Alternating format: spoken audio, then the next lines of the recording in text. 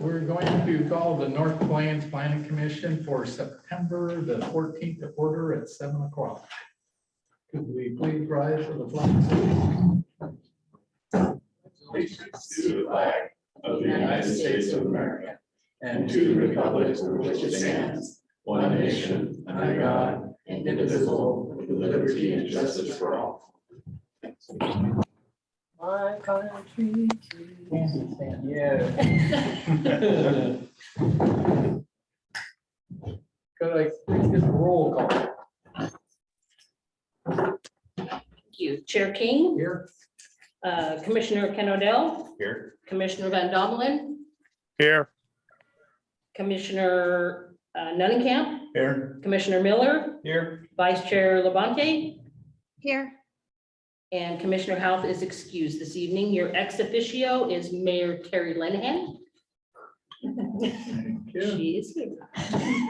Item number 5 is public comments. This time is for anyone in the audience or on the Zoom meeting that wishes to speak about any planning commission business that's not on the agenda. Seeing none. I did not receive anything prior to the meeting. All right, so item number 6 is approval of the July 13, 2022 regular session minutes. Any changes? I move to accept the minutes as they stand. Second. Has been moved by Commissioner Nunnenkamp, seconded by Commissioner Comadale for approval of the July 13, 2022 regular minutes. Any discussion? Hearing none. All those in favor say aye. Aye. Those opposed? Okay, item number 7 is presentation for the North Plains Economic Development, state and local context. Good evening, everybody. It's on. So I want to we're going to we're going to keep the hearing tonight about amendment to the EOA open and move things to the October meeting. And I want to give a presentation about why and what's going on at the state and with the city regarding industrial lands planning and the EOA itself for the UGB amendment process. So let me share this. And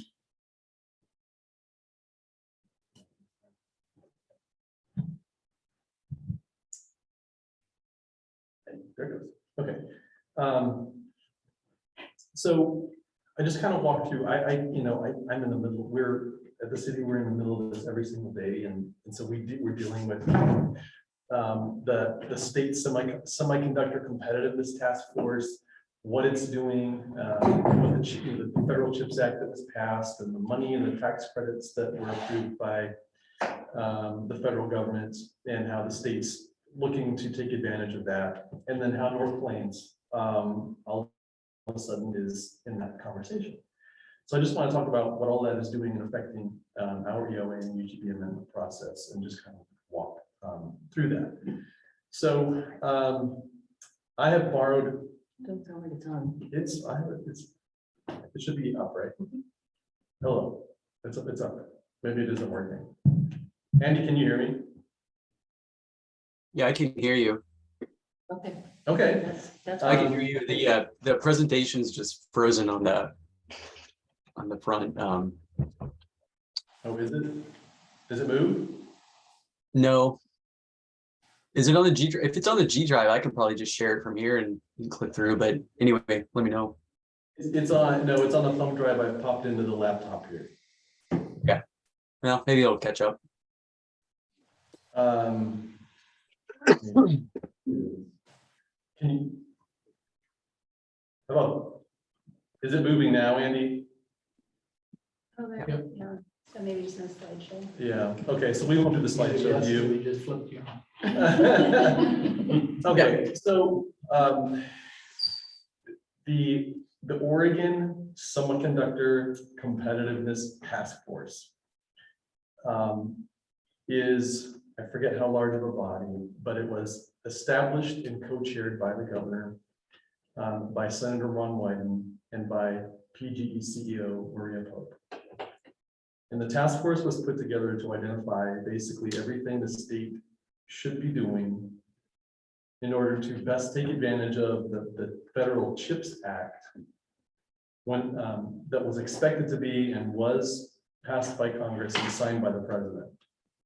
And the Federal CHIPS Act unlocks, I forget how many billions of dollars in tax credits and federal dollars to help the US semiconductor industry with the express purpose of reshoring semiconductor manufacturing and supply chain back in the United States, instead of it going overseas. Okay.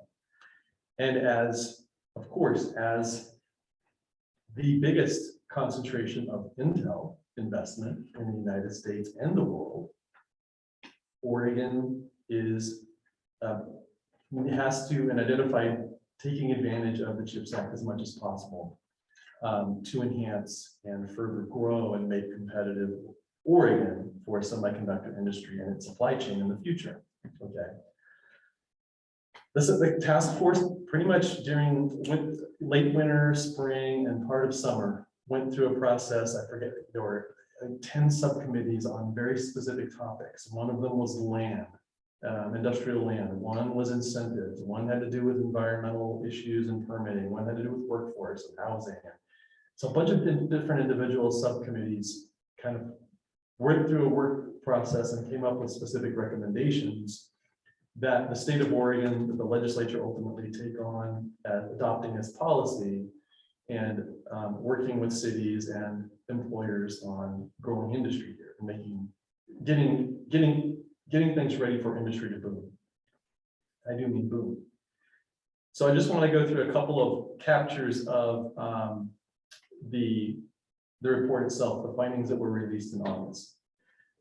The task force, as a result of the CHIPS Act, expects a boom in the semiconductor industry at least as big as what happened in the 1990s. Okay, that was when Intel really invested. Over the last 20 years, we've seen the tail of the trailing off of the 90s high-tech boom. But with the CHIPS Act, the state, other states, the federal government, but Oregon expects that there to be a boom at least as big as the 90s and what occurred for 20, 30 years out, 20 years after. Okay. So that's setting the stage of this action and this momentum. This is a screenshot basically of the very specific short to medium term industrial land needs for the state of Oregon in order to make it competitive for near and medium term investment by semiconductor industry and its supply chain over the next 5+ years. Okay.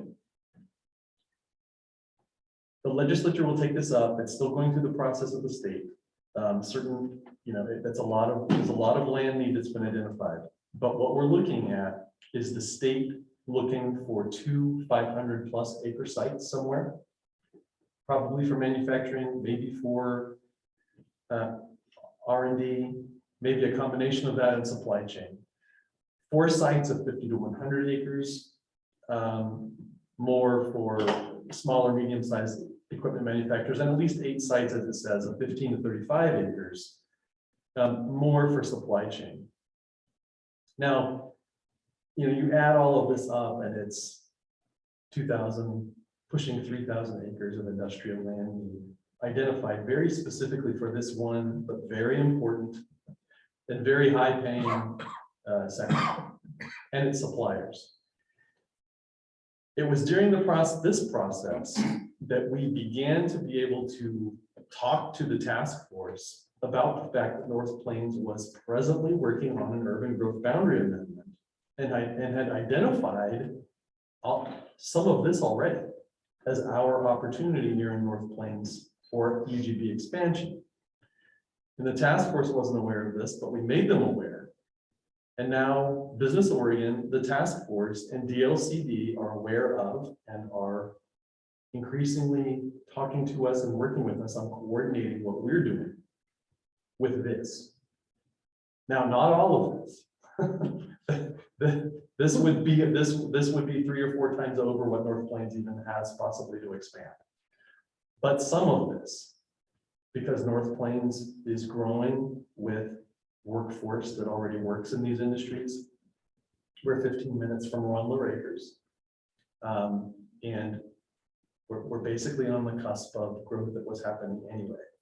So we have the potential to plan for a state task force's findings that basically not only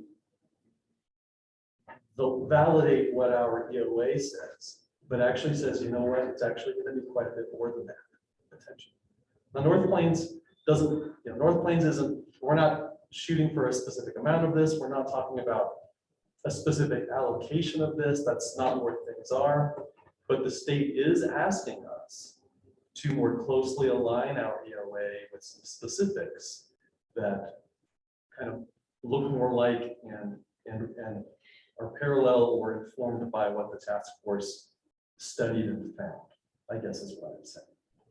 So that's where we are. So I just want to go through some of the slides that we actually showed the members of the Industrial Land Subcommittee. You've seen them, but we made it clear, look,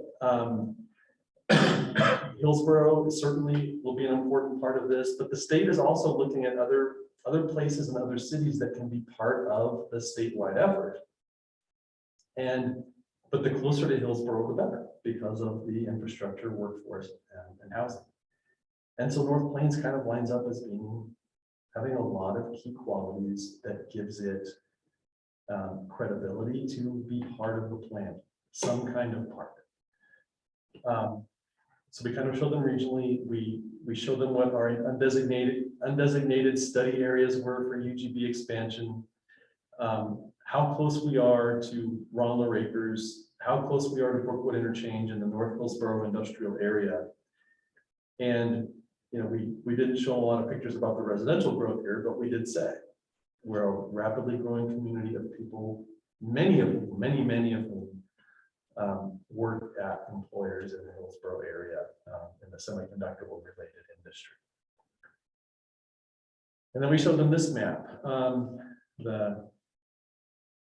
This is, there we go. There's Andy for now. But we showed them this map. We aggregated the study areas, the expansion study areas, in terms of how big we could get aggregated sites and how that might look and match up with what the task force may be looking for. And so this is net developable land. The numbers reflect taking out environmentally sensitive areas. So this is net developable acreage you see. And what caught their eye was the fact that we have willing, supportive property owners outside of the current UGB that are going to be brought in and urbanized. We have property owners who have individually rather large properties. Hillsborough, and where it is expanding or wanting to expand, has a lot of small property owners and they disagree over what to do. We have large property owners, not many of them, and they're all very cooperative and interested in our process. So this caught their eye as well, and what the property owner's disposition was about all of this also caught their attention, and the fact that all of this is 2 minutes away from 2 Highway 26 interchanges. Okay. This cannot be duplicated anywhere in the state of Oregon. This right here, these qualities. And they recognize that. So, where are we? Right now, we are still fine-tuning amendments to the EOA. DLCD, the Department of Land Conservation and Development, has given us recommended changes to our EOA to more closely align it with the goal of more closely aligning it with the task force report and findings, as well as some other recommendations that we're working through, but we're going to respond to but we are necessarily going to put them into the EOA because by putting them into the EOA document, our worry is that they're speculative in a way that would open us up for challenge, legal challenge later on by opponents to urban growth boundary expansion in the state when that time comes. So we're going through that process of deciding ultimately what we'll add, how we'll add it, and what we'll demur on, respond to, but what we won't formally add into our EOA, and therefore our comprehensive plan, and therefore potentially cause us problems down the road. DLCD supports what we're doing. Kirsten Green, the Deputy Director of DLCD, came to our last City Council meeting to express that very thing. She started off with the semiconductor competitiveness task force, its importance and its opportunity for North Plains. That was the starting point for the presentation she gave. But they support what we're doing. We're just in the weeds on exactly how we're going to sew everything up. It is the issue. And then we're continuing to work with and become more and more involved in and having the task force aware of what we're doing so that we can more closely dovetail. There was actually just in the last couple hours, we were expecting to have a staffer from the task force come to City Council next Monday and just kind of give an overview of the task force, its findings, its process. But we're actually now going to, we're going to change that. We're going to move that presentation to October the 3rd because the chair of the Industrial Land Subcommittee would like to come and speak to City Council and be a bit more specific about the opportunity and what the task force is doing. So, and he's actually a senior staffer over at the Port of Portland. And so it'll be a great perspective to hear for both of those reasons. But that's being planned for October the 3rd instead of next Monday. But that's where we are. We're going to come back to you in October for a hearing to talk about all this in detail about what the amendments are, or ultimately what we decided to, how we decided to amend things to be legally defensible and responsive to state comments and concerns. But that's where we are, and I'm happy to visit about anything or answer any questions you might have. So are you trying to attract silicon, people are developing silicon for processors and other like chips? Or are you looking for someone who's just designing and selling or manufacturing and stuff like that? Now, if you're very specific about doing silicon, I think they want to be a little bit off that highway because of the stability of the ground and that vibration and stuff. So does that impact your decision on where you would probably look for land if this is something you guys were to do? Good question. So we aren't at that level of planning, I guess I would say. Really what we're trying to do is nail down location and quantity of land for appropriate employers for possible. Okay. And we'll let the task force hash out. This part of our expansion area, they want to work with us maybe on this particular type of industry. What we just want to do at this stage is piggyback on their work to kind of augment and strengthen the UGB expansion we were already going to do. Right. That's all.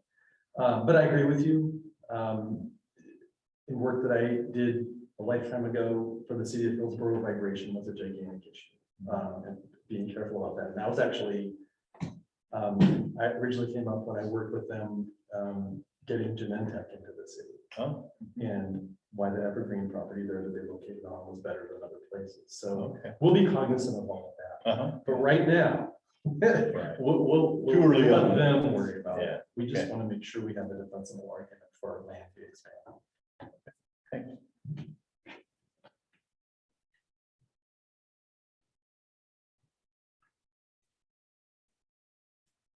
You described the range of possible outcomes now to be somewhere between what you were trending to and up to the entire amount?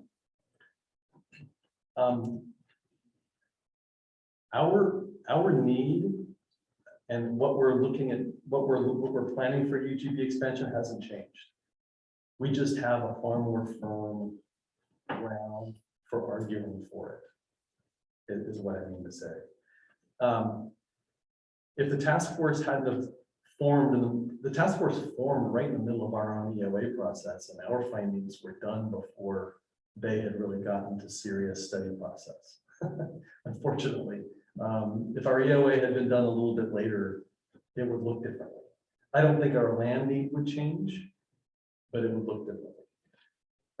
We're just trying to dovetail our effort. All of this simply means that we're trying to dovetail our efforts, keep them as is, but just dovetail them with the state, so that when we do expand the UGB, we actually have a fighting chance at some money for infrastructure and utility expansion and that sort of thing. So it just kind of lines up with a number of things that we will have to plan on doing anyway. So do you envision the state coming back to you and saying, hey, we'd like you to plan on possibly another 200 acres of industrial land slated toward this type of industry? You envision them coming back with some type of number or not? I don't know what it's going to come to specifically. They may very well, so they're just kicking off the next phase of this about where should these sites be. That's just beginning right now. That process won't be done for a few months. Our hope is to be part of or involved in the process so that North Plains is in that very specific. Doesn't commit us to anything, but it just means when the time comes for the state to focus on industry, prioritize infrastructure incentives or financing and that sort of thing, North Plains is part of that plan. That's the next step. They may very well say, Business Oregon might come to us and say, we have a 200-acre user. They love North Plains. We need to come up with a plan to locate them here. That may happen. So what if it happens after our expansion already is in place? Could you envision them possibly coming forward with something like that and saying, we would like to expand your, yeah? I don't see, they won't come to us and say, would you further expand your UGB? We would like, what we want to do is work with them so that our industrial expansion areas line up as closely as possible to some of their need. And in doing that, that assures that Business Oregon will come back with a recruitment possibility, because we've already done the homework in the plan and worked with them on this 100-acre. Our EOA very specifically calls for 2 100+ acre sites for different high-tech related industries. So we're already planning for it, but by working with them, we kind of lay the groundwork for a far more, not certain, but we can add some certainty to seeing some of that down the road, is the idea. Question?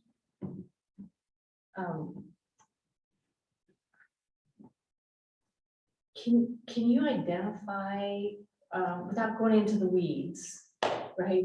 But identify what is it that that DLCD is kind of pushing back on us about, right? Just high level. Right. Okay. So the thing they're pushing back on us about is under Goal 9, employment lands planning. If a city wants to change its economic destiny, if it wants to bend the curve for its economy and expand its economy in a way that it has never done before, which a city is allowed to do. Cities are allowed to plan aspirationally and plan for growth in a way that improves quality of life. Jobs, housing balance, all that. But when a small city says enough of our economy not being what it should be, we want to have a bigger economy and better paying jobs and jobs close to home. A city's allowed to plan for that, but what it requires is a jobs forecast. And when the city of North Plains shows its past job growth, which hasn't been great, it's a small community and its economy's bumped along, less than its population growth. But when North Plains comes along and says, we need to have this for community balance, and we're planning for it, and there's all this need for it. Here's our jobs forecast as a result of that. Well, it looks like this spike up in employment growth. And DLCD staff are fixated on that. And that's the issue, I'm afraid. It sounds silly that we would be fixated on a job forecast when the goal and the plan under Oregon statute for land use planning is for a city to change its economic destiny and its economic health. They're kind of, in my view, I'm using the word fixating, but it's about a jobs forecast. So essentially, it's unprecedented. Oh, by definition, absolutely. Absolutely. It's unprecedented in North North Plains. Plains. It's not unprecedented in the state, is it? No, it's No. not. It's not. But that caught their eye. Yeah. Yeah, it's. Yeah. I mean, we'll get, we're working with them, but that's why actually that just underscores the importance of all the task forces work and aligning with it. We can say with task force coordination and support, yeah, that's our jobs forecast, because they've said there's going to be 5,000 jobs in Washington County in the next 8 years, and we're getting this part of it. Our job growth right now in the forecast is 1.3% of the metro region-wide jobs forecast, and they're alarmed by that. They're alarmed that North Plains would say it would capture 1.3% of all job growth in the Tri-County area. I don't understand it, but that's just how it is there. With staff. Leadership, on the other hand, is very supportive and working on, I mean, there aren't, I don't want to characterize this as insurmountable obstacles or conflict. It's just, it feels like we're discussing a trivial thing when the state is clearly saying this is going to happen. And North Plains is doing the right thing by planning for some of it.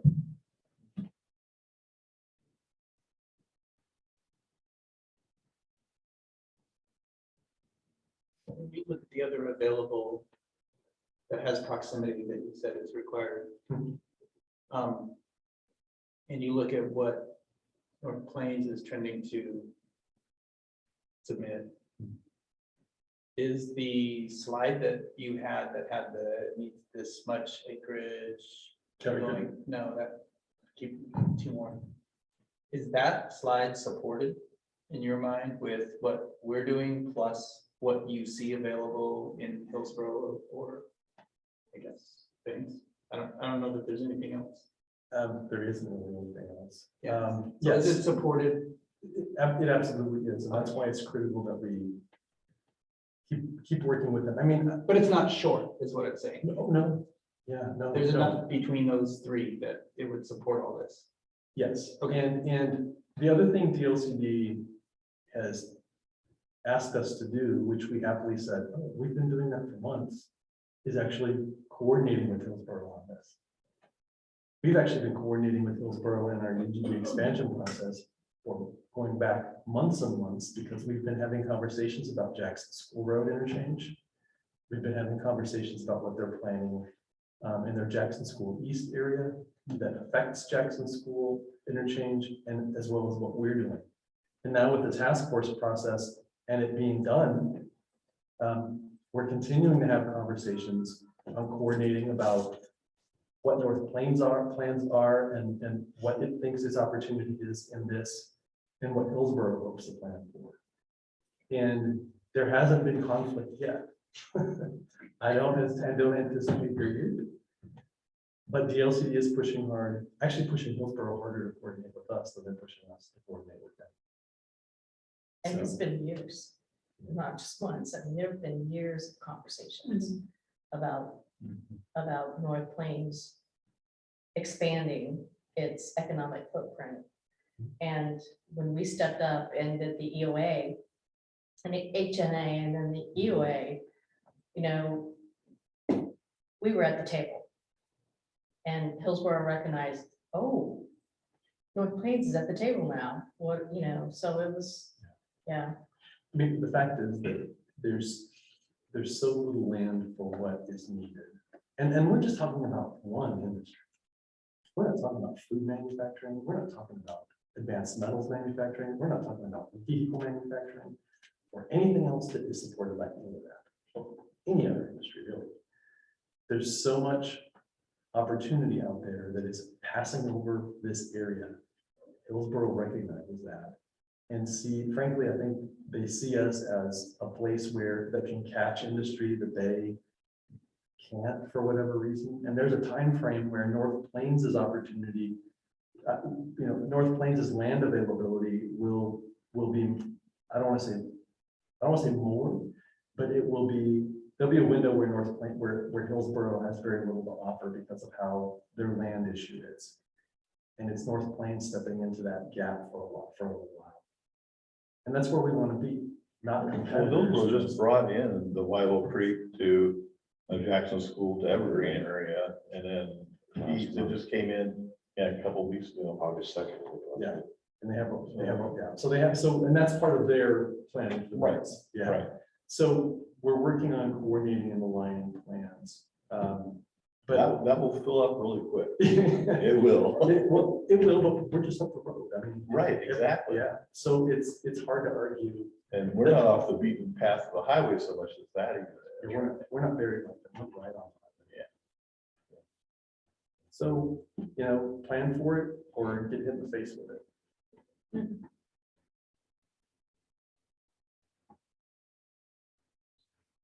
So we're looking at opening the public hearing, and the staff recommendation is to continue to October the 12th. Is that kind of time? It is.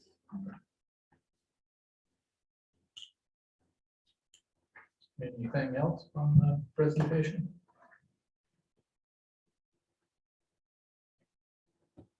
Hearing nothing. We'll move on to item number 8, which is a public hearing. This is legislative public hearing, which we would be making recommendation to city council. So could I please give the public hearing process, appeal process? Thank you. The North Plains Planning Commission will conduct a legislative public hearing on file number 22-096, Employment Opportunity Analysis Amendment. The order of business will be as follows. The chairperson will open the public hearing and request the staff report. The commissioners may ask questions at any time during the public hearing. Any written correspondence submitted on behalf of this item will be orally presented, including the individual's name and address. The public will be invited to provide oral and written testimony on the proposed amendment. Additional staff comments will then be presented. The chairperson will call for commission comments and discussion. The chairperson will close the public hearing or continue the hearing to a date certain. All persons testifying shall be deemed parties to the proceeding and must provide their name and full mailing address. Parties will be notified of the decision, continuances, appeals, or other procedural actions required by the code and state law. The city municipal code zoning and development standards specifies applicable criteria to be relied upon in making a decision. Those criteria and findings of fact are in the city staff report. Public testimony should be limited to those criteria and findings of fact or to other city or state land use standards that the person testifying believes apply to the proposed land use action. Failure to raise an issue in person or in writing with sufficient detail to afford the hearing body and the parties to the hearing an opportunity to respond to that issue precludes appeal to the Oregon Land Use Board of Appeals. Thank you. We will open the public hearing at 7:35 for file number 22-096, Economic Opportunities Analysis Amendment. Please get the staff report, any comments, good testimony. Thank you, Chair King. This evening, in preparation for the public hearing, we did submit a memo requesting that this hearing be opened. Any public testimony that's available this evening be taken into the record. But then, as Bill stated in his presentation this evening, staff would like to request that this public hearing be continued to the date certain of October 12th, 2022, to give staff time to finalize the staff report and the amendments to the economic opportunities analysis in conjunction with the comments we've received from the state. Any questions of the staff report? All right, being the staff's recommendation for continuing, first of all, we'll find out, is there anyone wishing to testify? There is no one here in the audience. Anyone on the Zoom meeting?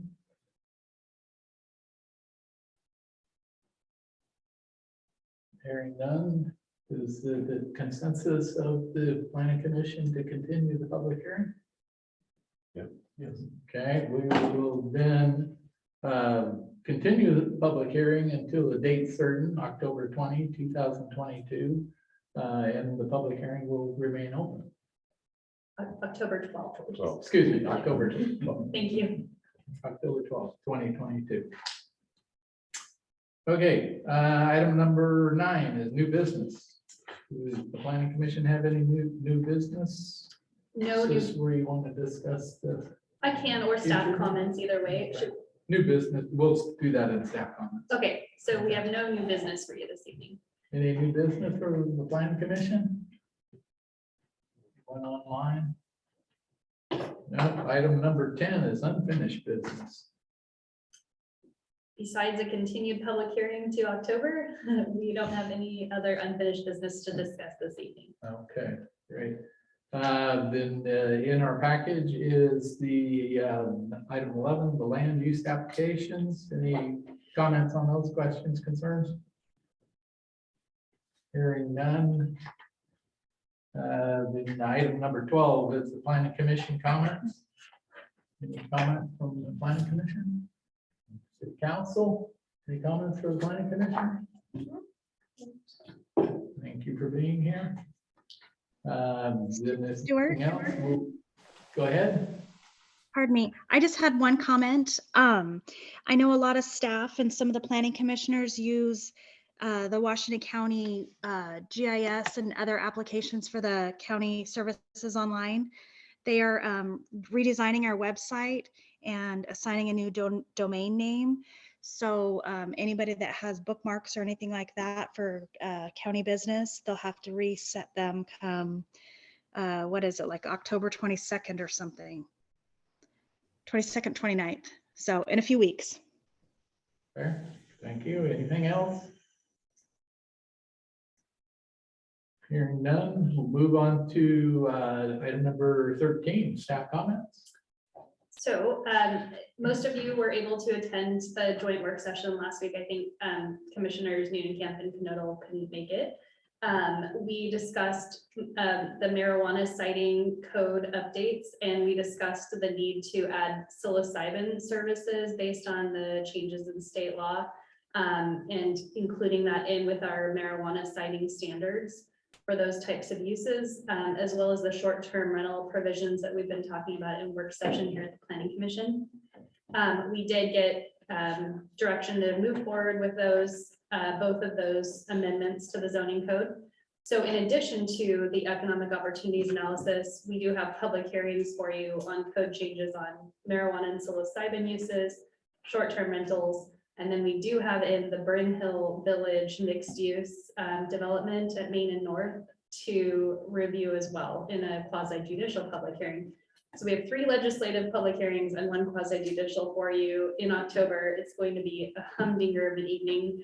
I checked with Chair King about possibly starting early that evening because I do anticipate this could be an hour per meeting per public hearing kind of thing, maybe a 4-hour marathon meeting. Possibly 5:30, starting with work session on the psilocybin code language because you haven't had a chance to see that. So work session format from 5:30 to 6, and then start our business meeting at 6 p.m. Does that work for the planning commissioners because we anticipate a very large agenda? I actually will not be here. I'm fine.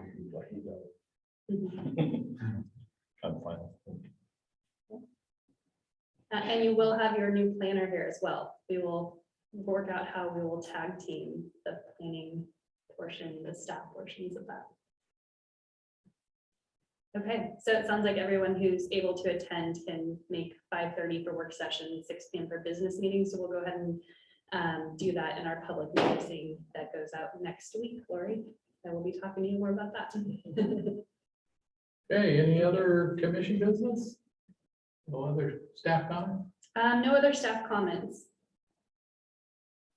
No commission business? Hearing none.